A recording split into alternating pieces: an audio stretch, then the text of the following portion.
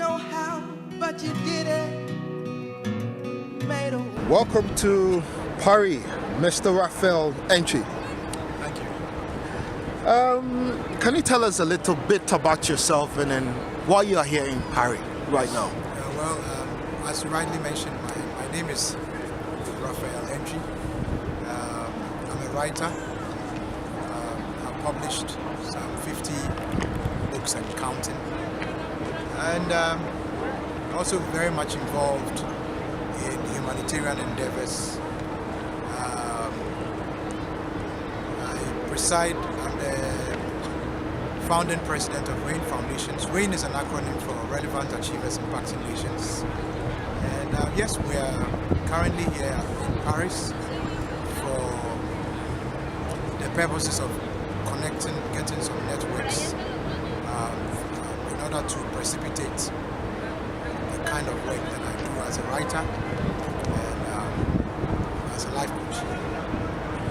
Oh, that's great. You're welcome once again then. Can we know, as an inspirational speaker and then author, what motivates you to have written about 50 books at your age? Well, let me just mention that in terms of my age, I'm turning 40 or so next year. You're turning 40? Yeah, sure. So soon? Yeah. So I believe that my primary motivation for the books that I've written so far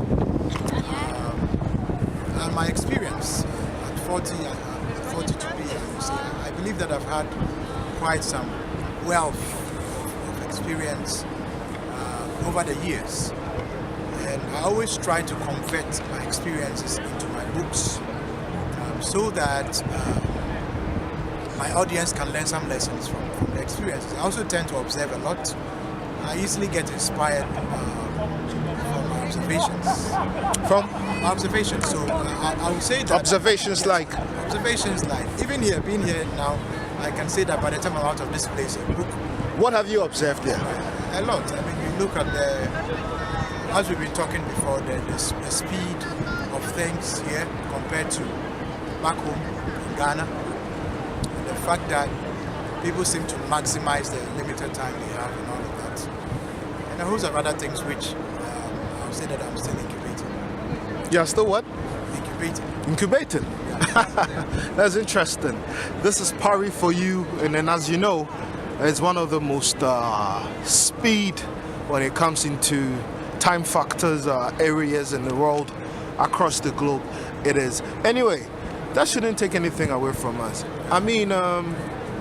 What have you done, or what have you been able to achieve since you arrived here? Well, let me just say that this is about my sixth time in France, but first in Paris. And I'm finishing a book that I've started. So I have been heavily involved in the writing of the book. Yes, also met you, MC. And we're trying to put a few things together. Actually, I'm looking at starting something here, God willing, next year. Something that would involve, expansion project. I mean, RAIN Foundations, we are on an expansion project. We're looking at extending our impact. Because over the years, in the last 2 decades, we have served some various tens of thousands of people through the books and programs, projects and stuff like that. So I'm looking out for, what projects could be relevant for such an environment like this. Oh, okay. That's great. Projects as such, what sort of projects can you be specific on those projects? So I mentioned humanitarian projects. So and then the kind of projects that will go a long way to impact upon the society. Is it only humanitarian? Or? Yeah, sure. I think that is my habit. Things that go to impact particularly young people. Nice one. What is AURA? AURA. That is an acronym for Audience of Ralph Antwi, and that's largely my reading audience. Yeah, back in Ghana, aside books, aside writing, I also do some bit of radio. So you do radio? I do radio as well. So, which radio station? Spring 102.7 FM. And on Saturdays from 2 p.m. on radio. At the moment, Sunny FM as well, Saturday mornings 10 a.m. We also have an online radio, Rain Online Radio. Yeah, so aside writing, we do radio, and of course there's speaking engagements, conferences and stuff like that. So we're looking at how we can put together a conference here in the coming year to, as it were, have some positive impact on the people here. That's wonderful. Yeah. You're under the Effel Tower right now. Sure. How do you feel? Well, it's satisfied some bit of curiosity. Over the years, you've been hearing of the Eiffel Tower. And now you get to see it for yourself. There is one as well. Is it amazing? Curiosity satisfied, that's all. All right, tell us about some of your books, because you've written books like Before You Marry, Get Set, Go No More, Delays, On Your Max. No more delays. No More Delays. Thank On you. your max. On Your Max. Freedom of the Bride. Forward. Exactly. Tell me about them. Yeah, I mean, I want to stick to On Your Max because I believe that it's, and the one you got this afternoon, Peep. Yeah, because you have a dream. I am largely involved in encouraging people to find and pursue what I would call divine purpose, because I believe that we are here on earth for the purposes of pursuing what do you call it, an assignment that is higher than our human ambitions. So I have been involved in the last 2 decades in encouraging people the world over as I get to meet them through conferences, through one-on-one meetings and all of that, to find and pursue the purpose for which they are here. And so my book, On Your Marks, takes a look into some of the very important topics and areas concerning the subject purpose. Yes, and I would say that over the years, by God's grace, I've gotten quite a good number of people take this subject seriously and have their lives impacted. That's about it. Most of my books, you will find this subject of purpose running through them. Books like Ultimate Pursuit, books like Achiever's Handbook, Let Jesus Christ, and a host of others. So I would say that purpose is what I live for. oh, that's wonderful. And then with such books, if I can ask, I mean, with Get On Your Max, I mean, you want to, I assume that you want to portray something in the sense that someone must get ready for something. In what sense do you, or in what motivations do you have from all these things to write such books? Well, I would say that I lived a greater portion of my high school life pursuing my personal ambitions. And yes, it did satisfy some of my,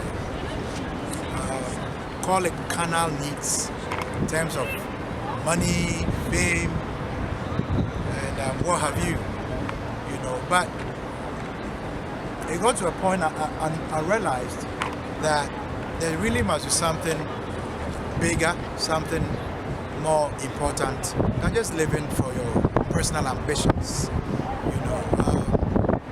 In the 90s, way back in high school, we felt that life was all about enjoying yourself, going to the clubs and all of that. Until I found out that the brevity of life requires its maximization. The maximization of life also crucially demands that you find why you came here and then pursue its fulfillment. And over the years, as I said earlier, the last 2 decades have been very consistent in that regard. Thankfully, I have seen some very, very great impacts in terms of people through this message and trainings that have come with it. Grow up to, become relevant in society. And that is what my motivation is. Seeing the fruits of my impact in terms of sending that message out there. So anytime the issue of purpose comes out, I'm very excited because I've many reference points to people who have been, as it were, blessed through the subject. Do you write based on experience? Yeah, sure. I write largely based on experience. I'll say that my books, you can find 3 levels of knowledge from my books. That's the experiential knowledge, the sense knowledge, and what I call revelational knowledge. Because I believe that we're also spirit beings. Come again. Which ones? Sense knowledge, Sense knowledge, experiential knowledge, experiential knowledge, and revelational knowledge. and revelational knowledge. Yeah. What is sense knowledge? Sense knowledge, obviously, is what you acquired through academic experience, what you acquire in school. So, and that I always will give credit to Junimoe School, where I had most of my education. I think 10 years of my education was there. So I always want to give credit to Old Town, where I would say that the Okay, foundation you went to for Junimoe School? Yeah, I did. The foundation of my sense knowledge was, if you like, acquired. Then, of course, with experiential knowledge, that is what is more or less empirical. The knowledge you acquire through time, the good, the bad, and the ugly. You translate them. I believe that experiential knowledge doesn't necessarily come from pleasant experiences. Sometimes, even unpleasant experiences, they teach you. There's a saying out there that life is a school, and every day is a classroom. Every experience is a lesson as well. People have said that experiences are the best teachers. Though I believe experience is a good teacher, but the Holy Spirit is the best teacher. That is where revelational knowledge comes in. Okay. So I believe it is superior to all the others. The ultimate knowledge is acquired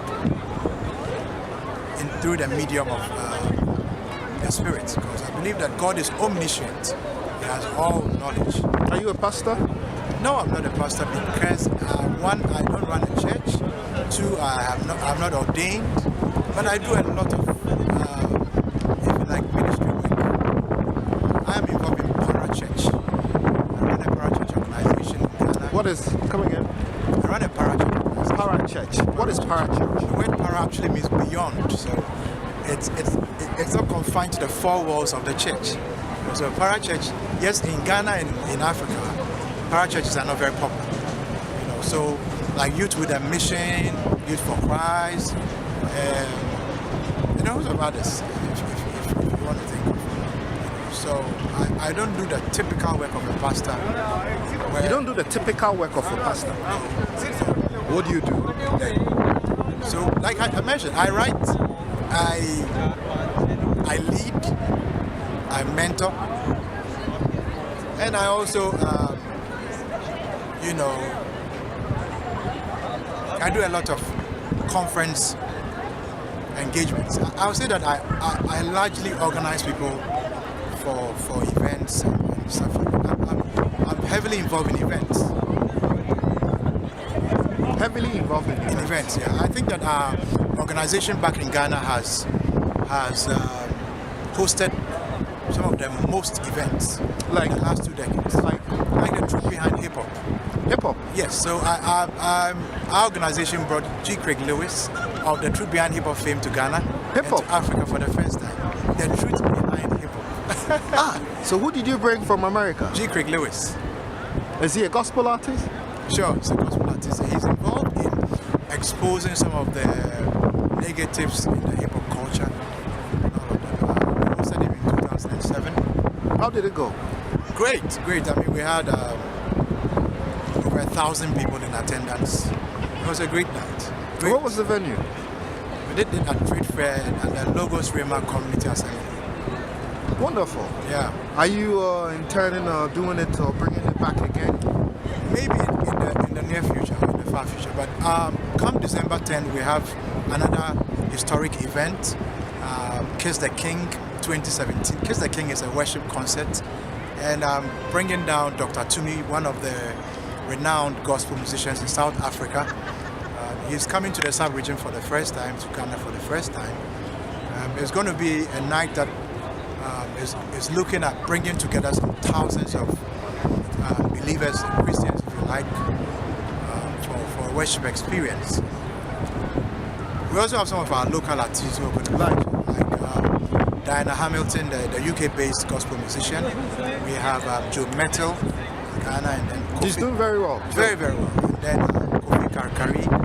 Nasi, no? And our very own spiritual investment in foundations. Ah, that's wonderful. Any new ideas apart from what you are doing?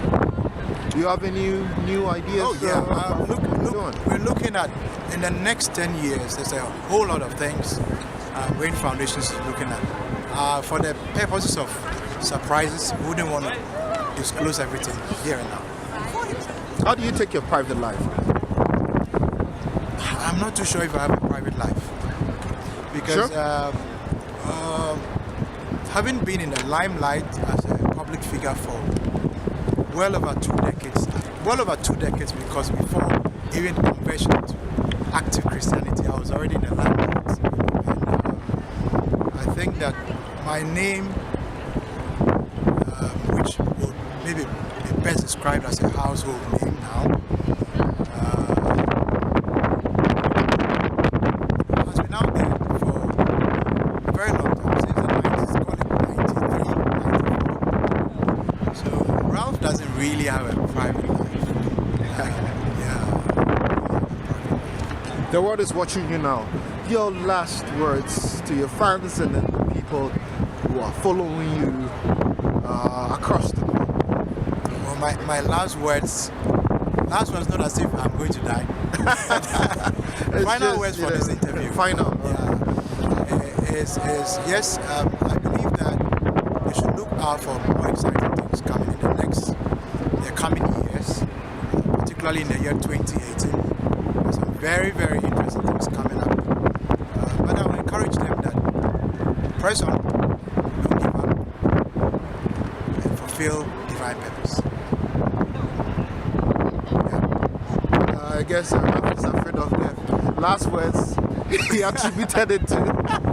Anyway, thank you so much, Ralph, for having you here in France, Paris to be precise. My name is Yanfiko Andor, and then thank you for watching this. We're grateful, and then we wish to see you very soon. All the best, and then you're always welcome to Paris. Thank you. Bless you.